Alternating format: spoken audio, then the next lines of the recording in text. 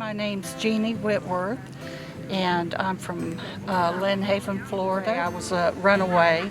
I'd run away from Fort Benning, Georgia. I was living on post there, and I had run away to Atlanta, Georgia. I'd been there for several months, and then caught a ride with Van and his friends, and waited a couple of state lines, and then said, "Hey boys, I'm 16 and I'm a runaway. My dad will kill whoever I'm with."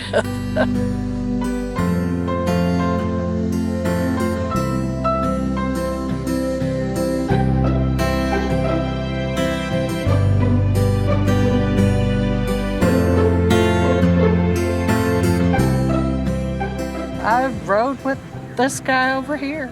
He was the driver. He drove the van. I was the hitchhiker. So you guys met on your way up here? Or? Yeah, well, right. Well, I picked her up, her and her friend Dottie, on the Strip in Atlanta. And actually another friend of mine, Sissy Norwood, told me that two of her friends wanted a ride. And she wanted a ride too, actually. We went to pick up Sissy, and her mother threw herself down in front of the door and cried and begged her not to come. So Sissy didn't come, but we went up and picked up the two friends. We got here 2 weeks before, so we were able to get jobs working for Food for Love. Or I was, and Van, he was part of security. I kept all you people out. Yeah, and I worked for Food for Love, and had made a couple of posters and posted them saying, "Free food, stone the workers," and tacked it up on my Food for Love stand, but I needed to remember that I was not at the hog farmers' free kitchen. And so Michael Lang happened to drive by while I had these tacked up.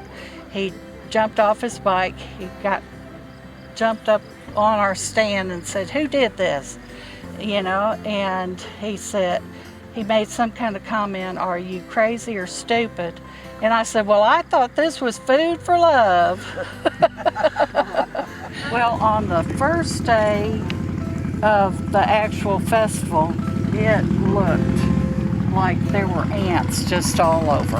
When we first got here, there was only like 7 or 8 people over where we were at.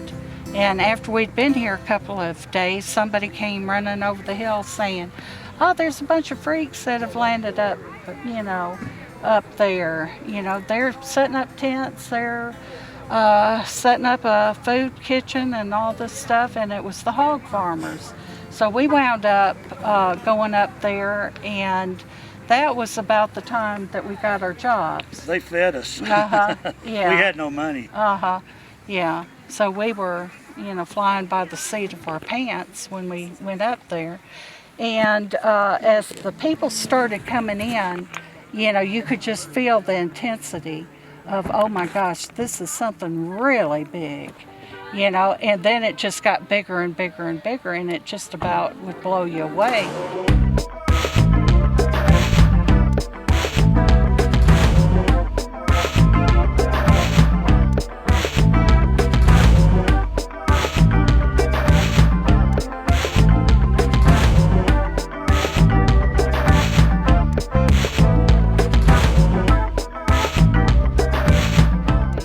Because, when you go from just a few people to,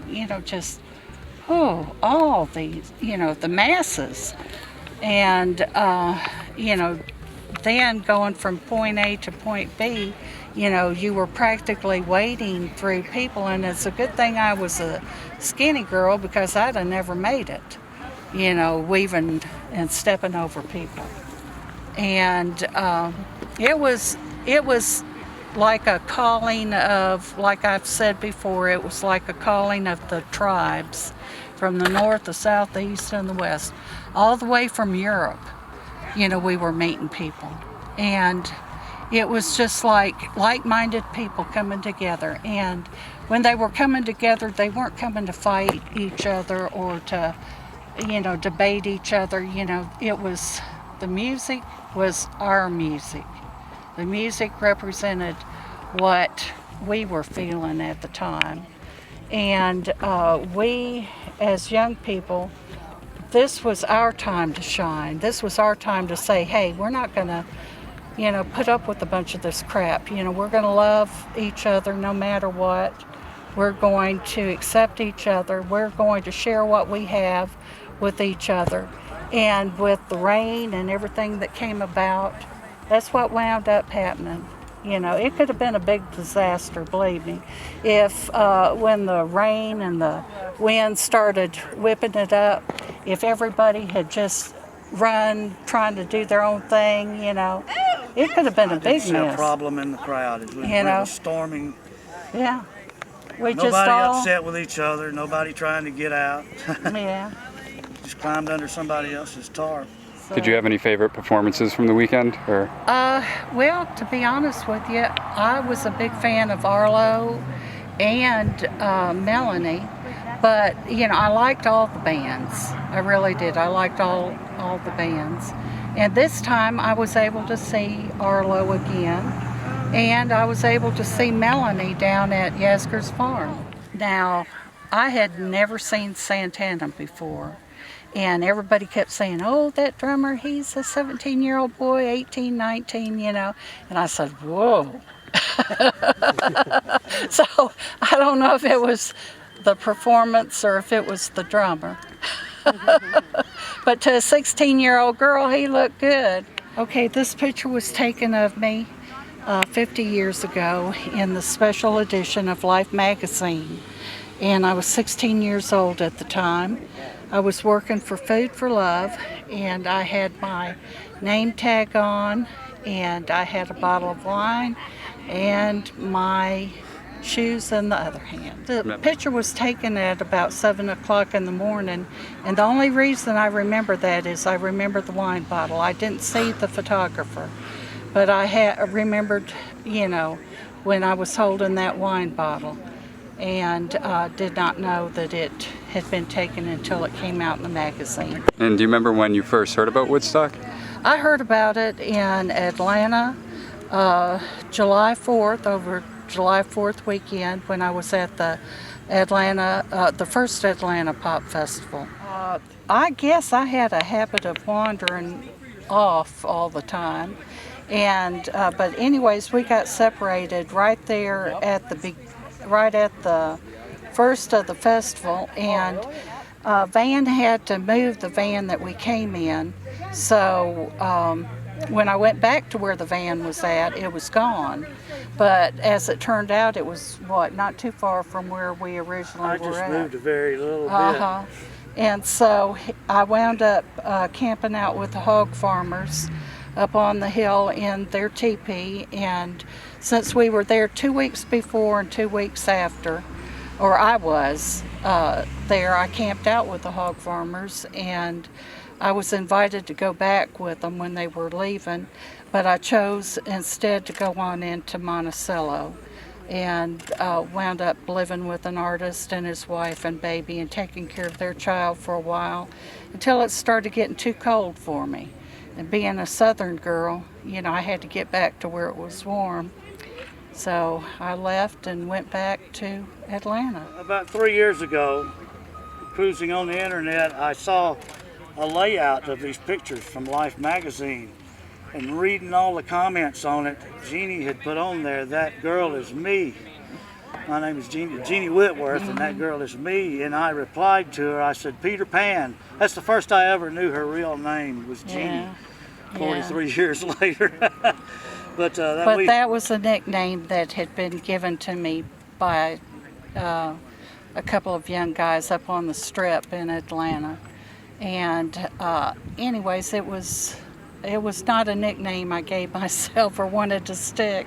As soon as we connected, back after all these years, it was as if none of that time had been between us. We could just carry on, and communicate the same way we did way back then. But I remember when Jimi Hendrix was playing, for some odd reason, it may have been because it was the fourth day, it was early in the morning, and when I listened to him, there was something kind of sad to me. I felt kind of sad, and then you know, he lived, what, about another year? And I did go to a memorial type concert for Jimi Hendrix, Janis Joplin, and Jim Morrison that was held where the second Atlanta Pop Festival was held at. I think that was the last place Jimmy played in North America before he passed away, was at the Byron and second Atlanta Pop the second Festival. Atlanta Pop Festival. So, and I'd followed, you know, several different pop festivals. Before we got to the Woodstock Pop Festival, we went to the we went to the New Jersey Pop Festival, and then later on to West Palm Beach, Florida Pop Festival. It's still there, the love's still there, the hate just sells, and we're bombarded constantly with the negative. You know, and you just got to think about the positive. There's love everywhere. Yeah, I believe that. I believe that if everybody will just look at each other and realize that there's no big I's or little U's, you know, that we're all born equal, you know, and that we all have a right to life and to reach out to each other. If somebody's got a need, you know, and I've got more, I don't have a problem with sharing, you know, and I don't have a problem with coming up alongside a younger person, you know, and just helping to guide them to a happier life, you know, because when you're bitter and full of hate and everything, that takes away from life. So if we can just all learn to get along together, you know, we'll all be a whole lot better off.